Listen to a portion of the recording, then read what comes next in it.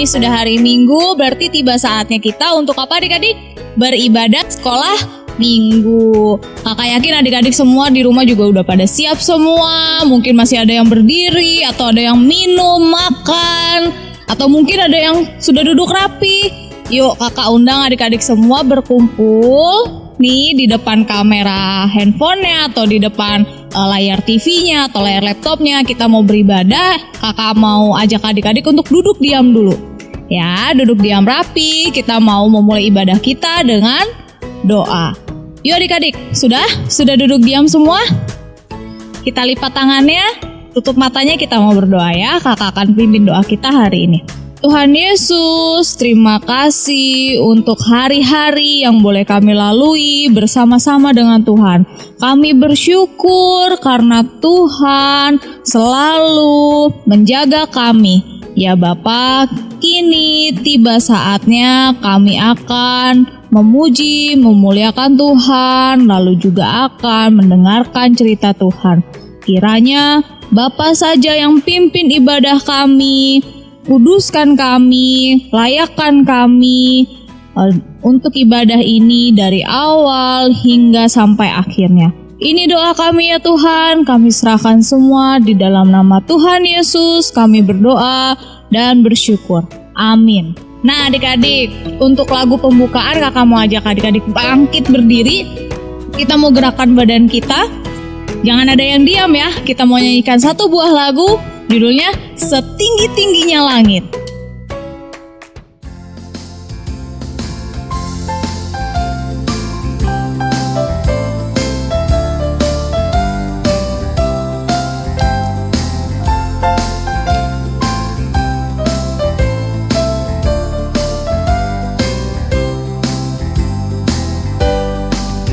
Setinggi-tingginya langit, lebih tinggi kasih Yesusku.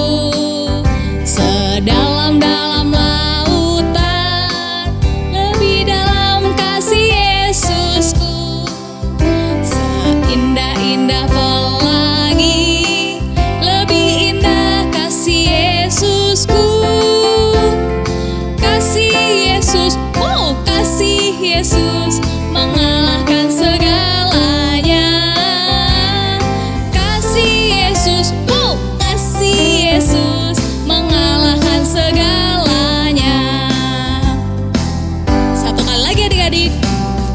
Tingginya langit, lebih tinggi kasih Yesusku.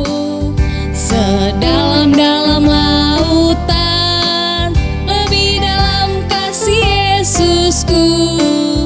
Seindah-indah pelangi, lebih indah kasih Yesusku. Kasih Yesus, wow kasih Yesus mengalahkan segalanya. Kasih Yesus, wow kasih Yesus mengalahkan segalanya. Adik-adik, tiba saatnya kita untuk mendengarkan cerita Tuhan. Untuk itu kakak mau ajak adik-adik semua menyanyikan sebuah lagu sebelum kita berdoa untuk firman Tuhan. Tapi untuk itu kakak mau ajak adik-adik duduk lagi diam di tempatnya masing-masing. Kita mau angkat satu buah pujian, judulnya Firman Tuhan Ku Dengar.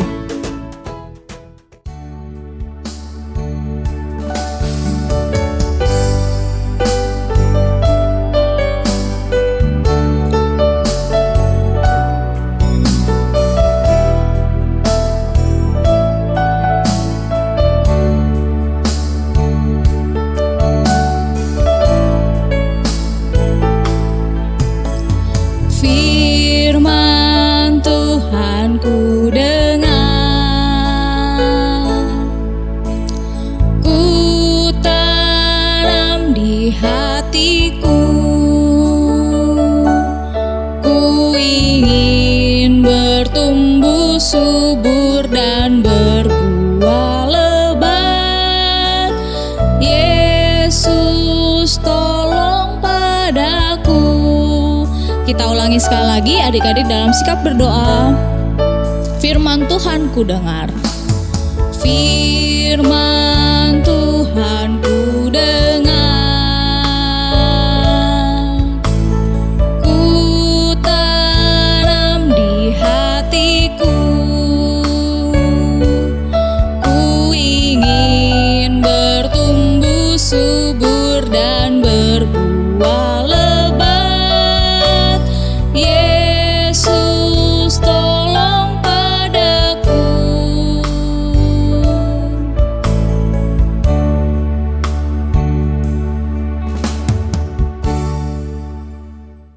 Baik adik-adik, sebelum kita mendengarkan cerita Tuhan, mari kita berdoa.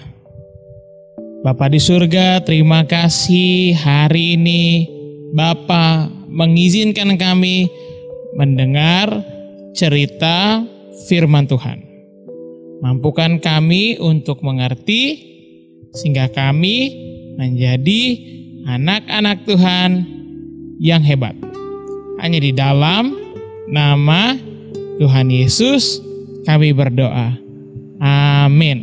Shalom adik-adik semuanya, bagaimana kabarnya? Kakak harap adik-adik dalam kondisi yang sehat selalu. Nah adik-adik, minggu kemarin kita telah mendengar cerita dari Kakak Hana dan sebelumnya cerita dari Kakak Doris. Bagaimana umat Tuhan, orang-orang percaya setelah Yesus naik ke surga, setelah Tuhan kita Yesus Kristus naik ke surga, mereka hidup saling menolong satu dengan yang lain. Bahkan kita kenal nama Barnabas yang ternyata mau dan rela menjual tanahnya. Dan kita juga kenal salah satunya Stefanus yang melayani orang-orang, membantu para rasul melayani. Nah, kehidupan mereka kayaknya enak banget ya adik-adiknya. Semua masalah bisa mereka hadapi. Tapi ada satu masalah yang terjadi saat itu. Masalah yang sulit sekali mereka hadapi. Coba kakak mau adik-adik jawab di rumah. Kira-kira kalau adik-adik dipukulin enak gak rasanya? Tentu enggak ya. Kalau diejek-ejek, dikata-katain, dihina, direndahin sama temannya, kira-kira enak gak ya? Enggak ya? Nah, murid-murid saat itu mengalami itu semua. Umat Tuhan waktu itu dan orang percaya saat itu mengalami itu. Mereka dianiaya. Tapi hebatnya mereka tetap bertahan. Nah, dalam masa seperti itu, kita mau baca dulu satu peristiwa di mana Tuhan berfirman ke seorang bapak yang bernama Ananias. Oke, nanti baru kita lanjutkan cerita kita untuk mengerti siapa ya dan apa cerita kita hari ini. Kita baca dulu dalam Kisah Rasul pasal 9 ayat 10 hingga 12. Kita baca bersama-sama ya. Di Damsyik ada seorang murid Tuhan bernama Ananias. Firman Tuhan kepadanya dengan suatu penglihatan. Ananias, jawabnya, ini aku Tuhan. Firman Tuhan, mari pergilah ke jalan yang bernama Jalan Lurus dan carilah di rumah Yudas seorang dari Tarsus yang bernama Saulus. Ia sekarang berdoa. Dan dalam suatu penglihatan ia melihat bahwa seorang yang bernama Ananias masuk ke dalam dan menumpangkan tangan ke atasnya supaya ia dapat melihat lagi. Amin. Demikian firman Tuhan. Nah, dalam ayat tadi kita mengerti bahwa Ananias diminta Tuhan untuk menumpangkan tangan atau berdoa untuk seseorang yang matanya tidak bisa melihat lagi, namanya Saulus. Wah, mungkin udah ada yang mulai ingat nih siapa Saulus ini. Nah, Saulus di sana berada di rumah seorang yang bernama siapa tadi? Betul, Yudas, di daerah yang nama jalannya Jalan Lurus. Jadi nama jalannya yaitu Jalan Lurus. Nah, ketika Tuhan memberi perintah ini, kira-kira Ananias akan mau mendoakan gak ya? Ternyata adik-adik, Pertama, Ananias gak mau doain. Ananias gak mau pergi ke jalan yang tadi yang namanya jalan lurus untuk ke rumahnya Yudas untuk ketemu orang dari Tarsus tadi yang namanya siapa? Betul, Saulus. Dia gak mau. Kenapa ya dia gak mau? Ternyata Ananias sudah sering dengar nih. Saulus ini berbeda dengan Ananias. Ananias orang yang sudah percaya dengan Tuhan Yesus. Sedangkan yang didengar oleh Ananias, Saulus bukan orang percaya. Tapi bukan karena dia bukan orang percaya makanya Ananias tidak mau mendoakan Saulus. Tapi karena Saulus ini terkenal kejahatannya. Terkenal apa? Jahatnya. Apa kejahatan yang dia buat? Dia menyiksa orang-orang yang percaya kepada Yesus. Jadi semua orang yang percaya kepada Tuhan Yesus dia siksa. Semua orang percaya saat itu dia pukuli. Bahkan dimasukin ke dalam penjara untuk dihukum. Jadi Saulus ini benar-benar jahat saat itu. Bahkan Ananias sampai gak mau loh untuk doain Saulus. Jadi dia sangat jahat. Tapi Tuhan terus paksa Ananias untuk berdoa kepada Saulus. Nah, Ananias juga tahu waktu itu Saulus datang ke Damsyik untuk menangkap orang percaya di Damsyik, termasuk Ananias. Jadi dia masih berjuang untuk gak mau. Tapi akhirnya Tuhan berfirman bahwa dia akan dipakai oleh Allah. Nah, Saulus waktu dia datang ke Damsyik, dia pun membawa banyak orang, bahkan membawa surat untuk menangkap semua orang Kristen saat itu. Tapi ternyata ada satu hal yang tadi akhirnya membuat dia buta adik-adik. Mereka satu rombongan waktu datang ke Damsyik, mereka melihat sebuah cahaya yang begitu terang. Sehingga Saulus yang tadinya sangat kejam tiba-tiba jadi sangat ketakutan. Bahkan dia bingung cahaya apa yang ia lihat. Dan ternyata Tuhan Yesus menampakkan diri kepada dia dan mau membawa Saulus ke dalam jalan yang benar. Mau membuat Saulus bertobat. Ini yang gak bisa dilihat Ananias. Ananias taunya Saulus tetap jahat. Padahal Saulus telah berubah. Saat itu Tuhan akhirnya memaksa Ananias untuk mendoakan Paulus. Dan akhirnya Ananias mau datang dan bertemu Saulus.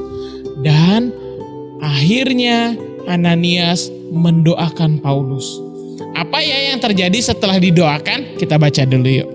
Kita buka dalam Kisah Para Rasul pasal 9 ayat ke-18. Kita baca sama-sama ya. 2, 3. Dan seketika itu juga seolah-olah selaput gugur dari matanya sehingga ia dapat melihat lagi. Ia bangun lalu dibaptis. Nah, justru ketika Ananias mendoakan Paulus, Ananias akhirnya membuat Saulus akhirnya percaya kepada Tuhan Yesus. Nah, ini memang sulit adik-adik. Mendoakan orang yang menyakiti kita itu sangat sulit. Sangat sulit mendoakan orang yang mungkin udah jahat sama kita. Tapi coba, sekarang kakak mau adik-adik bawa dulu ambil kertas, ambil pulpen atau pensilnya atau alat tulis apapun. Nah, udah dapat semua? Sudah? Sekarang coba ingat lagi. Siapa yang mungkin adik-adik benci? Tulis namanya. Tulis namanya di kertas yang tadi kakak suruh. Jangan dilihat mama sama papa. Jangan dilihat sama kakak atau adik. Sembunyikan buat adik aja sendiri. Sudah ditulis? Oh, mungkin adik-adik gak benci seseorang, gak dendam sama orang. Tapi mungkin yang paling iseng sama adik-adik sampai kadang adik-adik pun males gitu mau ketemu sama dia. Ada? Coba tulis namanya. Nah kalau nggak ada juga, coba tulis. Siapa yang pernah isengin adik-adik, mungkin pernah bikin nangis adik-adik, bikin sedih. Ada, tulis namanya. Nah, hari ini nanti setelah kita doa penutup, kakak mau adik-adik belajar doakan orang-orang ini. Minta pada Tuhan sehingga mereka pun bisa hidup lebih baik lagi. Oke? Dan jangan lupa untuk memaafkan mereka atas setiap kesalahan mereka. Karena itu yang diinginkan Tuhan Yesus terjadi pada hidupnya Ananias. Yesus mau, Allah kita mau, Ananias berdoa bagi Paulus, mengampuni Paulus dan membimbing Paulus supaya Paulus bisa bertobat. Kita pun juga diminta untuk mendoakan loh musuh-musuh kita, mendoakan loh orang-orang yang benci sama kita, mendoakan loh orang-orang yang mungkin sering iseng sama kita. Jadi kita harus siap-siap kalau nanti ada yang datang isengin kita, kita bukan jadi orang yang pemarah, bukan jadi orang yang dendam sama temennya atau berniat mau nanti aku mau bales dah dia udah sempat pukulin aku mau lakuin yang sama, dia udah sempat ngatain aku juga mau lakuin yang sama. No, bukan jadi orang-orang yang seperti itu, tapi jadi orang-orang yang mau mengampuni dan mendoakan orang yang mungkin menyakiti hati kita semua. Nah adik-adik, kakak mau ajak adik-adik baca satu ayat sebelum kita menutup ibadah kita. Dari kitab Lukas pasal 6 ayat ke-27. Lukas pasal 6 ayat ke-27. Kita baca ya. Demikian firman Tuhan. Tetapi kepada kamu yang mendengarkan aku berkata, kasihilah musuhmu, berbuatlah baik kepada orang yang membenci kamu. Wow, apa tadi dibilang firman Tuhan? Kita harus mengasihi musuh kita dan bahkan berbuat baik kepada mereka yang berbuat jahat kepada kita. Nah, firman yang tadi kita baca langsung dikatakan oleh Tuhan Yesus. Jadi itu perintah buat kita semua untuk mau mengasihi sesama, mau berbuat baik bagi orang yang bahkan menyakiti kita. Dan untuk ayat hafalannya di ayat kedua, yuk kita baca sama-sama. Ayat ke-28-nya menjadi ayat hafalan buat kita ya. Mintalah berkat bagi orang yang mengutuk kamu, berdoalah bagi orang yang mencaci kamu. Nah, itu ayat hafalannya untuk kelas Batita sampai dengan kelas 2, 1 dan 2 cukup dengan Lukas pasal ke-6 ayat ke-28, berdoalah bagi mereka yang membenci kamu. Tapi untuk kelas 3 dan 4, 5 dan 6, kakak mau baca satu ayat ini ya. Yuk sama kakak bareng-bareng. Mintalah berkat bagi orang yang mengutuk kamu dan berdoalah bagi orang yang mencaci kamu. Demikian firman Tuhan dan ayat hafalan kita. Kita akan mengangkat satu pujian sebelum menutup cerita kita hari ini. KASIH.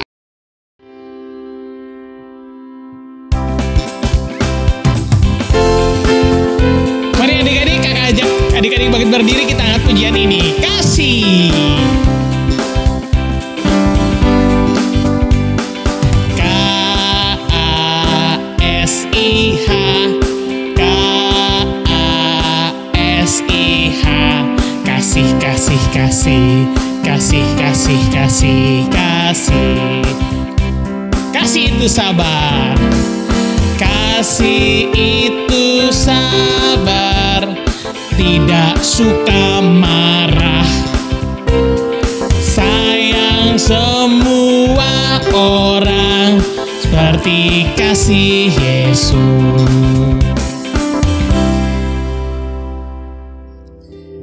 Kita berdoa. Bapa di surga, terima kasih karena hari ini kami telah mendengarkan firman Tuhan. Bantu kami untuk dapat mendoakan orang-orang yang mungkin menyakiti hati kami, dan bantu kami mengampuni mereka, sehingga kami melakukan firman Tuhan hari ini. Terima kasih Tuhan atas ibadah ini.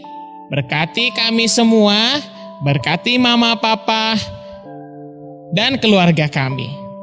Hanya di dalam nama Tuhan Yesus kami berdoa dan mengucap syukur. Haleluya.